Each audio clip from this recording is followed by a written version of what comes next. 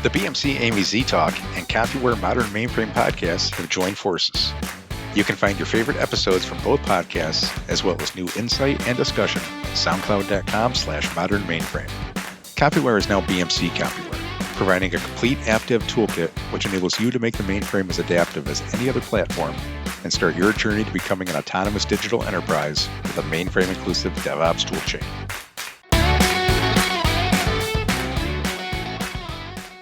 Welcome to the Modern Mainframe. I'm Matt Dallaire.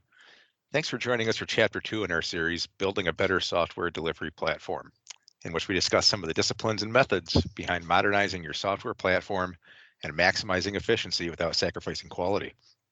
Joining me again is Executive DevOps Solution Architect Rick Slade. Hey, Rick, how are you? Hey, Matt. Good, man. Good. Thanks for being here. We also have a special guest for today's discussion, Compuware Vice President of Product Engineering, David Rizzo. Hi, Matt. It's good to be here. So today we'll be talking about software delivery system architecture. To lay the groundwork for this discussion, Rick, can you give us a brief definition of what a software delivery system is? Thanks, Matt. The software delivery system is really nothing more than the software delivery ecosystem or infrastructure and the processes that you use to design, to build, to test, and to deploy software. For the last 6 months, I have been on an absolute mission to get organizations to start thinking about this existing ecosystem as a critical business system. It's just as important as any other critical business system that's being supported by your organization, if you think about it. Our organization's abilities to deliver software is absolutely critical to our success these days. And look, if you believe that Agile and DevOps methods are the best way to manage and to support these existing critical business applications, then it's my contention, why not leverage these same techniques to support potentially the most critical system within your organization, the software delivery system, or the SDS, as I like to refer to it. I'm going to go into more detail on this topic in a future episode, but for now, let me briefly talk about the architecture of the modern software delivery system. 30, 40 years ago, all we knew in the development of software was the traditional waterfall method, and it certainly didn't produce bad code, evidenced by the fact that there still remains a significant portion of that code that is still very active and running today. I think that's actually a statement to the quality of work that has been done. So waterfall, I don't think it can, as a method, doesn't produce bad software. It just doesn't produce software at a speed that organizations have to work at today. Again, there's a problem with traditional software development processes has not been for a lack of quality. It's not to say that bad code hasn't been written. Certainly, I've done enough of that in my career. But it's for a lack of speed.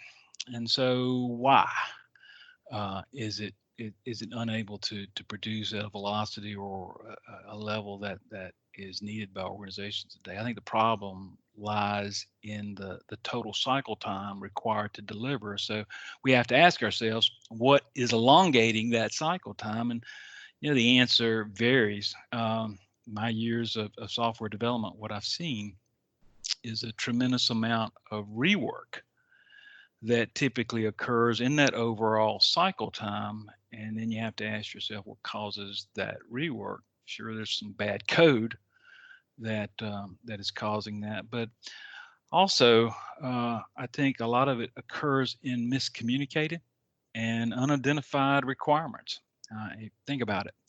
Yeah, any of us who've ever worked on a traditional waterfall software project where all the requirements were perfect before you started your coding effort. I've never been involved in one of those. I haven't talked to anybody that's been involved in one of those, and so.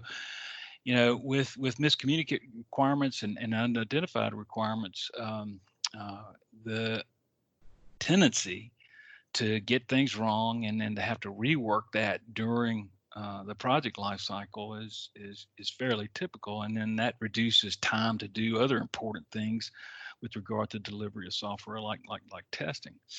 I believe that the minimization of miscommunicated requirements and unidentified requirements, along with more and better feedback and better collaboration, are the primary benefits of Agile as a framework for producing quality software at a faster pace.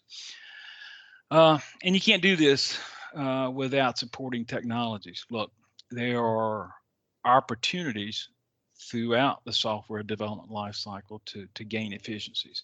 If you think about some of the key tenets of Agile, one of them is managing and executing work in small batches or increments. And the reason for that is to get better feedback, better direction, better prioritization before venturing into work that may not be correct or a priority of the effort. And again, typically due to miscommunicated or misunderstood requirements.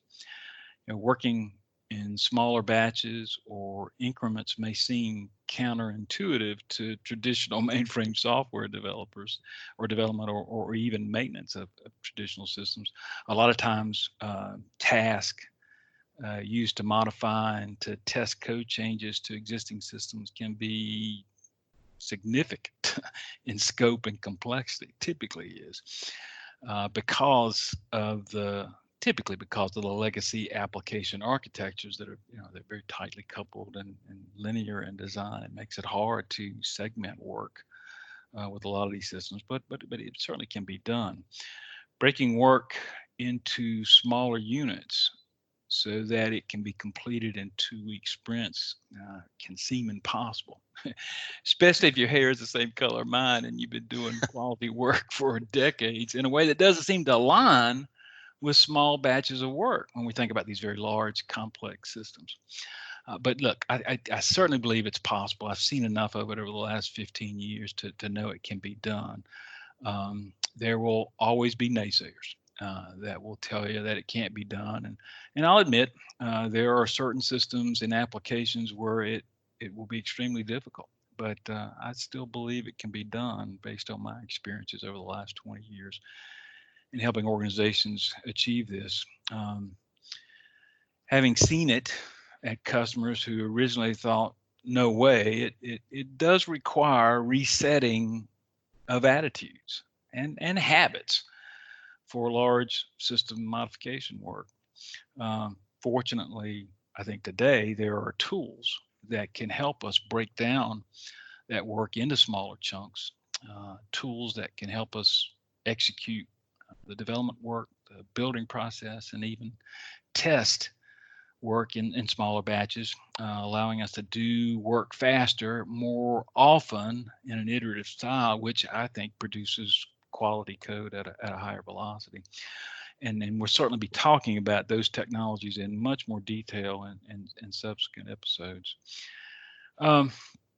Finally, before I ask David to talk about what he and his team have built here at Compuware, there are 3 critical software delivery system components that I think are must-haves.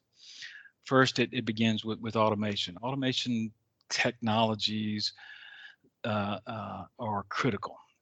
Technologies that are easily integratable. Not even sure if that's a word, but I think. Yeah, I think that certainly is key, and I'm sure David will touch on that in talking about our architecture. And finally, the ability to continuously monitor and measure software delivery systems' key performance indicators. As I think I stated in last week's episode, I believe automation is the biggest key to effective and efficient software delivery. You think about all the work that's required in that software delivery lifecycle, from ideation all the way to production code.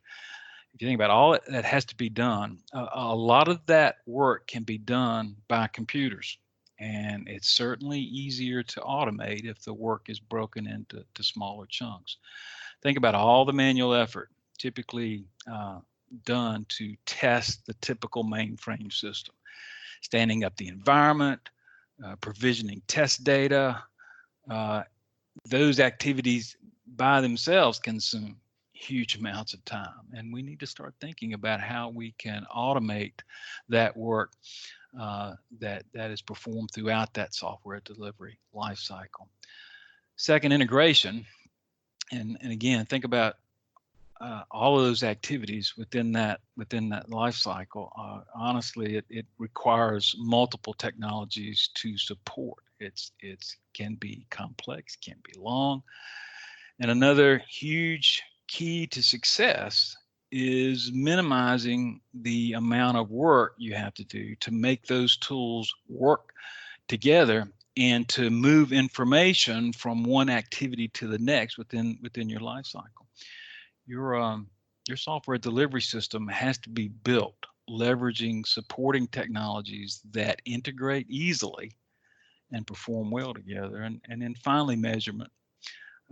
In a future episode, we're going to dedicate a lot of time to discuss the metrics and the KPIs that we'll need to measure and to monitor and to assess on a continuous basis. That information will provide us the ability to maintain optimal efficiency and effectiveness for your software delivery systems. That's all I wanted to talk about at this point in time. At this point, I'm going to turn it over to David, or if you guys got questions, I'll take a breath and we can answer those. But if not, I do have a couple of questions. I don't know if they would better come after David, but so a company would need to fully replace their software delivery system, right? No, it can't be done. Can it be done in fits and starts? I mean, what's the does it have to all be done at once? Can it be incremental? Oh, good question. To me, the management of the software delivery system is an evolutionary type activity. Now, some people will disagree. Some people will say, you got to blow it up and start all over again. And I can certainly see instances where that might be the case. But I think there's, in most large enterprises, there's a lot of good work that's been done over the years. And I think a lot of that work can be leveraged just under a new way of doing things through the incorporation of Agile and through the incorporation of modern tooling to automate and manage a lot of that work. I believe that it's an evolutionary process. And so, when I talk to clients about how to begin their transformation, how do they transition to a more Agile, more DevOps-centric way of doing things, I ask them to first start with an assessment of their current state architecture to understand, what methods, what technologies, what tools they're leveraging today, and to determine, what can we recoup from that existing architecture? Are there tools, are there pieces that we can leverage? Are there methods from a testing standpoint that we'll be able to leverage? And I certainly, my experience tells me that yes, there is. And so the key is understanding that existing architecture and then doing the analysis to determine what can be used, what needs to be thrown away, and how can it be executed or leveraged under an automated ecosystem. So it's an evolutionary process to me. I think that the incorporation of new capabilities and features, Matt, into that modern software delivery process should be managed just like any other Agile project, as I stated earlier. That work is defined. There's a minimal viable product, so to speak, with regards to the software delivery system. It begins with, an IDE for developers, the ability to make code changes or to create code and to test that code and to commit that code to some source management repository. So that might be your minimal viable solution or minimal viable product. And then the addition of new features, new capabilities to make you even more efficient, to help you deliver faster, can be added in an incremental fashion. I help clients set up sprints. We do planning sessions, just like I think probably David does with his organization in the build out of our tools. But we'll execute planning sessions, not for the build out of tools, but for the build out of the software delivery system. and we'll define that work in a set of sprints, typically no more than 4 sprints initially to get started. And then as an organization begins to manage that software delivery system, again, as a critical business application for their organization, then those capabilities can be added incrementally, built on top of an architecture that is proven and works well. And so I think leveraging Agile, doing this in an iterative, evolutionary style is, in my opinion, one of the better ways to manage an organization's transformation. So adopt an agile mindset and don't keep it siloed. Yeah, basically. That's exactly right. Exactly Okay. right. The same methods, the same techniques that we all agree to are working better with regard to the delivery of critical business applications, a retail banking system, a commercial banking system, a manufacturing system. Leveraging Agile, leveraging DevOps to incorporate change into those systems and evolution is, I think most will agree that the right way to do that. I'm just saying that those same techniques are just as applicable to an organization's software delivery capabilities. Okay, great. I'll thanks for answering that. I'll let you get back into the No topic problem. at hand. Well, I'm glad today. We were talking about the things we want to talk about, and I came to Compuware because of the work that these guys or we have done, and a lot of that work is attributed to Dave Rizzo, who's on the podcast with us today. Dave was one of the first guys I interviewed with when I came to Compuware from IBM, and was just amazed at his grasp on Agile and building software. It was one of the reasons I wanted to join the company. So I asked David to join us today and to talk about his role within Compuware and what he has done, or along with his team. I'm sure he'll give credit to all the folks that have been involved in this, but what they're doing to deliver software. What's Compuware software delivery architecture? Its processes, its tools, its organization. What's it about? What are we doing? And to talk about the measurements that he uses from an executive management standpoint to assess our software delivery effectiveness and efficiency. So Dave, tell us about your role and about Compuware's software delivery architecture. Well, thank you, Rick, and thank you for that nice introduction. And it's great to have you part of the Compuware team and giving us insights into how things are done throughout the industry and your experience, and as we continue to grow. So for me, I lead the engineering organization for Compuware, which means I'm responsible for the teams that deliver our 57 different products, maintaining them, enhancing them, and making sure that we're continually meeting the needs of our customers. And it's been a very exciting and interesting time for Compuware over the past several years, and to think about how the evolution is and how it's become what we have. When you talk about the software delivery architecture, I started with Compuware about 23 years ago, and one of the first assignments that I was given was to take over building and packaging one of Compuware's products, because the individual that had been doing that was preparing to retire.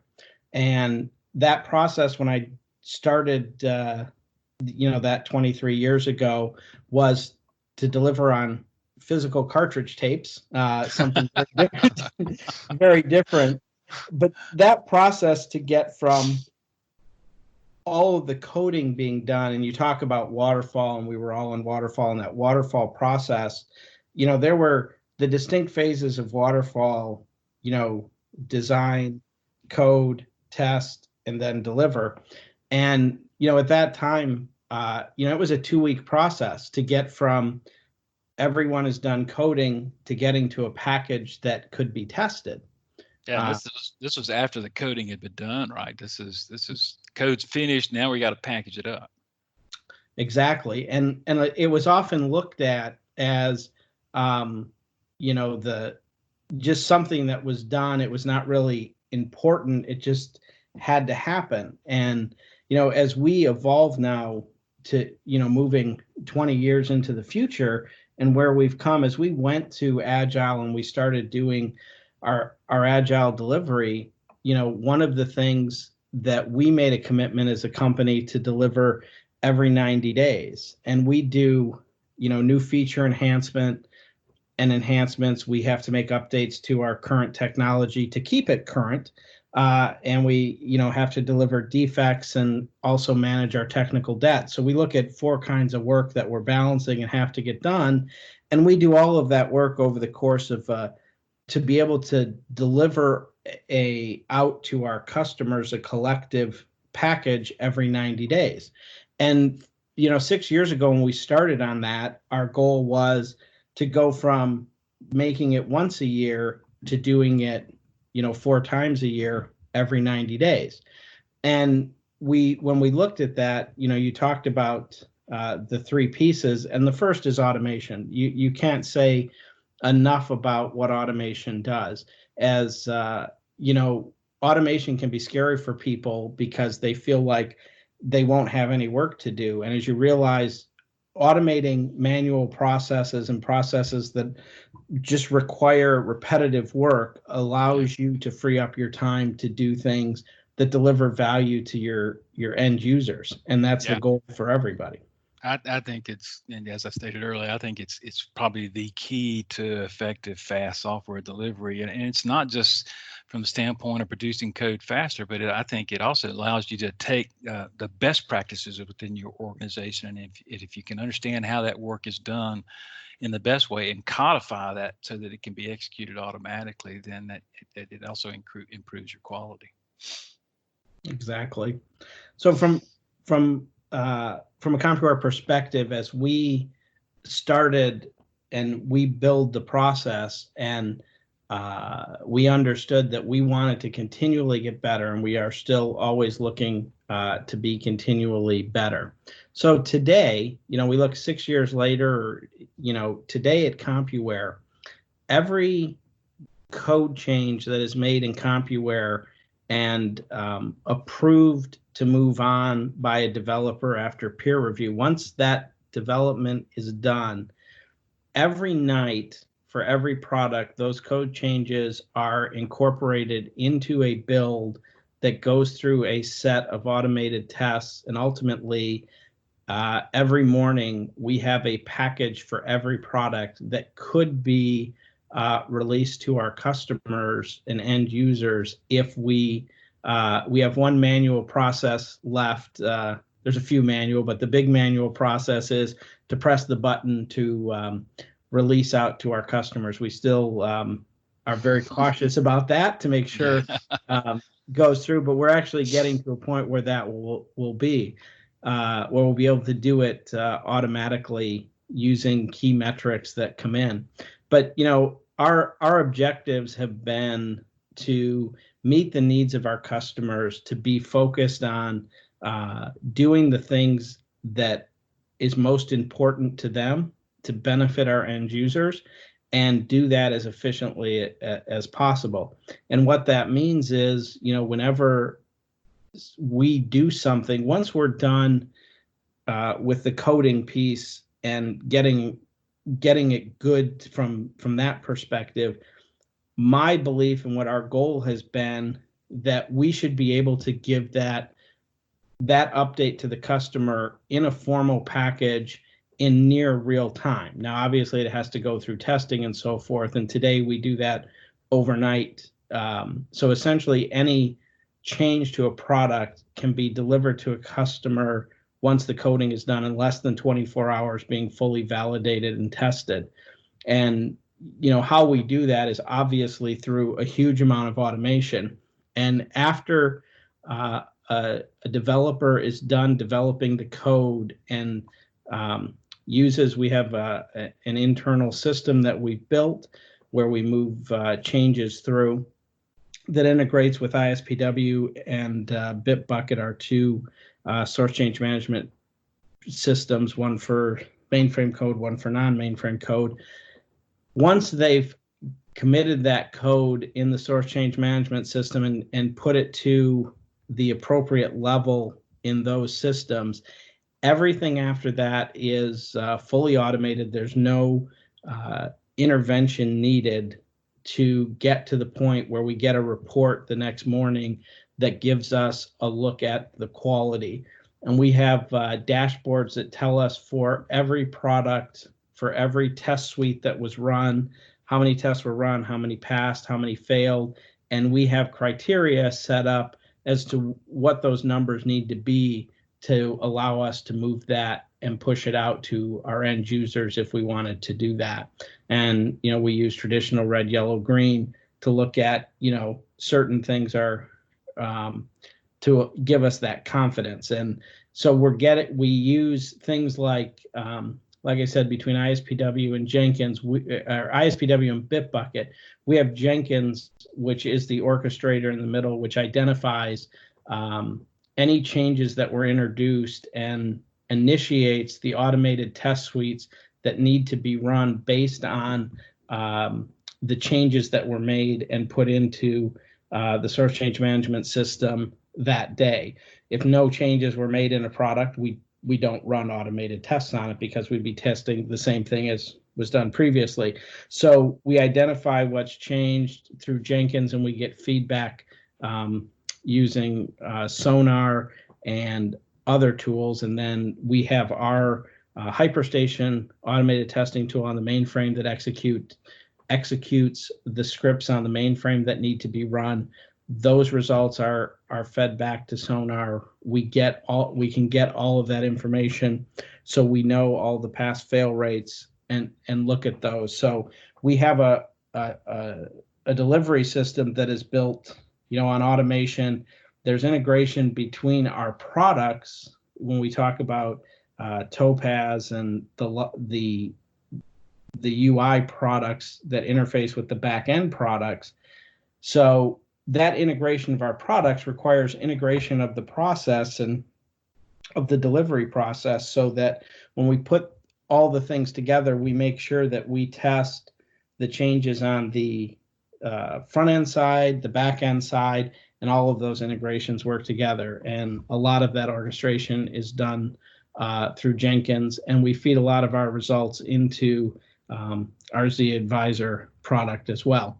So that's how we go through our delivery process, and we treat it as a product. So for all of our products, we use Jira to track issues. So any issue that comes in for a product, if a customer reported an issue or we're going to do a new feature, we have a Jira for it. We have Jiras for our software delivery process. If we're going to automate something, if we're going to add a new tool, we create Jiras for that. We treat it just like we treat a product and work through the process just like we're delivering something to an end user, as it facilitates our delivery to end users. So we do planning meetings, we do the whole process of it. We have product owner that looks after making sure we're moving those things forward, because as I said today, we can do it overnight. We have automation in place. There's a couple manual steps. We're continually looking how to make that better. Can we get those tests running faster? Can we be more efficient? So that's basically the what we have in place for software delivery and how we've done it and how we look at it. And again, it's evolved over time. Yeah, it's an amazing system. It truly is a critical business system for our company, as I think software delivery, regardless of what business you're in.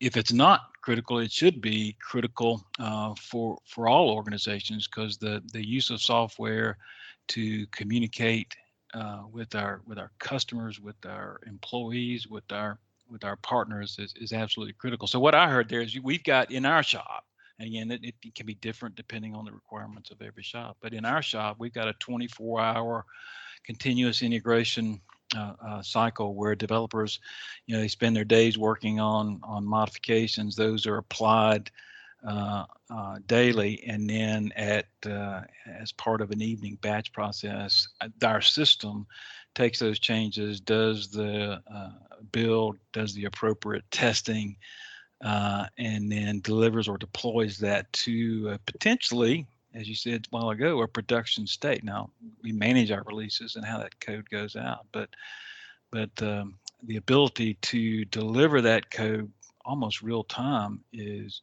really quite amazing. Let me ask you a question with regard to what you believe are the keys to maximizing the efficiency and the effectiveness in our software delivery systems, which obviously are world class. You just don't see this in traditional mainframe software providers. So, what do you think are the keys to providing the efficiency and the effectiveness that you are delivering for Compuware? So I think one of the big keys is that it is looked at by everybody in the organization as a critical function. When we're adding a new feature, which is going to change our install process, which is going to change our build process. The people that are assigned to the team for our delivery teams will become part of the Scrum team that's working on those features, and they will Scrum with them to talk about how things are going to be implemented in the products that are going to affect delivery. And so it's part of what we do. It's not an afterthought that we just have to put the bits and bytes together and get them shipped out. It's really thinking about, we're going to have to test this, build this, and deliver this, and how are we changing and impacting that as we develop. And I think that's one of the keys that has helped us to become better, because we don't look at it as somebody else's problem. Just like testing, we don't look at it as a separate piece that's done. And using automation, integrating, using modern DevOps tools, and we use the same tools wherever possible across the enterprise and across the platforms. So using those consistent tools so that, Jenkins works across the whole enterprise. We're not using a different tool for mainframe and non-mainframe. We're consistent in the tools we use where we can, and we're making sure that we're using those, to the best of their abilities, and being smart about what will give us the best ability to deliver in the future. So we choose tools and we evaluate tools and we bring new tools on, all the time. As I said, it's continuous learning, and that's really to be to maximize your efficiency and continue to improve. You have to be looking at what's new and looking to update that as needed, not changing for the sake of changing, but changing where it can truly impact the process in a positive way. And continuous improvement is not just a statement. It's something that I think all organizations need to be constantly doing to improve upon the effectiveness, because our competition certainly is trying to do that. You talked a little bit about not a lot about the automation, and what a big part of that is a part of our software delivery system. It's almost completely all automated. What was and again, you don't do that overnight. And I tell my customers, you take it, you can do it incrementally, but what do you think, or can you talk a little bit about that process over time that allowed us to automate? Were we able to leverage existing work, existing processes, and then to incorporate that into an orchestration engine like Jenkins? I know we use Jenkins, but what's that process look like for organizations that are looking to automate, and how do we do it? How long did it take? I'm sure we're probably still doing things, but what's that process look like? Sure. So yeah, as far as how long did it take, when we're done, I'll let you know. Yeah. uh, as we continue, yeah, it's obviously continuous, but when I look back at how we started, there's the question of, do you go and just build a whole new system? Do you use what you have? And the approach that we took, basically being from Detroit and liking car analogies, basically we were given the direction that we couldn't stop the process, as most companies can't just stop and wait for things to be done. So we changed the wheels as we were driving down the road. So we looked at the processes we had in place, and we did take in the beginning we took some resources, and we increased the size of our delivery team for a period of time. And we simply said, let's look at a manual process that can be automated.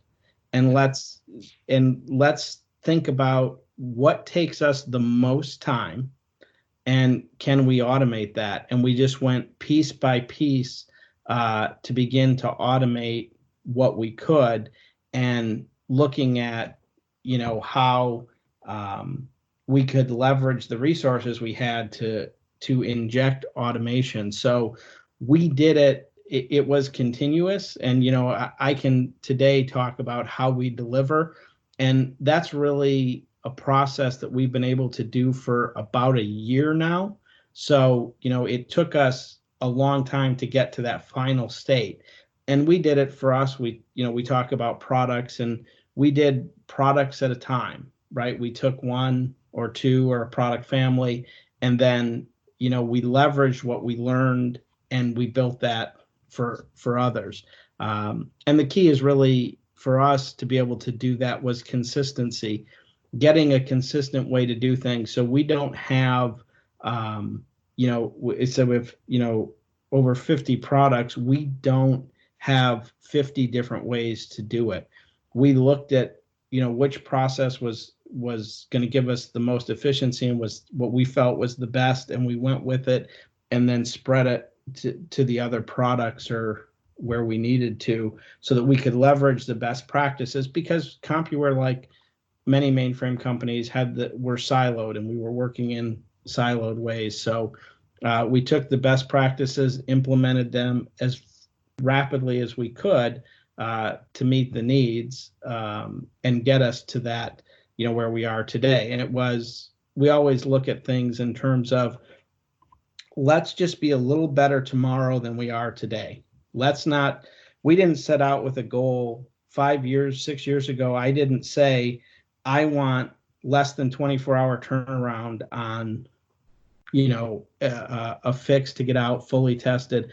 I didn't define this end state that we have today, because I recognized it's too big to chew. You want to deliver as rapidly as you can and meet the needs of your customers. Look at step one, look at step two, and just continuously improve and ultimately get better. And again, if you'd asked people 5 years ago, would we ever get to a state where we could deliver, build, test, and deploy every night, every product? They would have thought we were crazy. And now we can do that because we've taken it in a piece at a time. David, I have a question. In last week's podcast, we talked a little bit about the evolution of the culture and how that would need to change. And Rick mentioned earlier about resetting of attitudes and habits. And I've talked to you in the past about working with the college students or the new graduates who are coming into the industry, and mentorship, and how when they're paired with veteran developers, they can kind of learn from each other. Do you think that the younger generation is kind of helping propel the agile methodologies and helping to verify for the more veteran developers that this is the way to go? It's a really interesting question. And certainly when you look at what people graduating from college today in the last 5 years, their mindset is, I'll say smartphone app mentality, a little bit of it gets updated every night. What's the problem? And the speed at which things change, and they're very accustomed to that. So they bring that mindset that you can continuously change, and they're used to much more rapid change in their life because that's how, they've been conditioned. That's how they were brought up. So I think it definitely has had an impact because, they have what I'll say is less fear. Some will say more methodical and thoughtful about how things are done, but sometimes it just comes down to, the faster you move, sometimes it gets a little scary, or you want to make sure you're delivering the best for your customers. So I think they do help to eliminate some of that fear and realize that you can move a little bit faster, you can do things in a different way, and they are very much geared for much more towards automation. Again, it's been part of what they do. They're very keen on writing a script that'll do something for them. Rather, they don't do things typically. They won't do the same process 5 times. They'll write something that will do it for them. Okay, that's great. Well, this has been a very interesting topic, a really good conversation. David, thank you for joining us. Thank you for having me. It's been very good. I appreciate it. And thank you to our listeners. Rick, can you take us out? Yeah, thanks, Matt, and thanks for the time today. And David, thank you very, very much. I can honestly say I've learned so much listening to you, but seeing the results of your work. David's a doer. And it's evidenced by the fact that we're dropping code, every 90 days, and have been doing it for a long, long time now. And it's fun to watch. It's fun to be a part of. So thank you, David, for all you do for Compuware and for our customers. I appreciate you spending time with us today with regards to this. Look, I'm excited about these podcasts. I hope you find them interesting and will continue to join us. For today, that's it. And remember, good coding. Take care, folks. The BMC Amy Z Talk and Compuware Modern Mainframe podcasts have joined forces. You can find your favorite episodes from both podcasts, as well as new insight and discussion at soundcloud.com/modernmainframe. Compuware is now BMC Compuware, providing a complete app dev toolkit which enables you to make the mainframe as adaptive as any other platform and start your journey to becoming an autonomous digital enterprise with a mainframe-inclusive DevOps toolchain.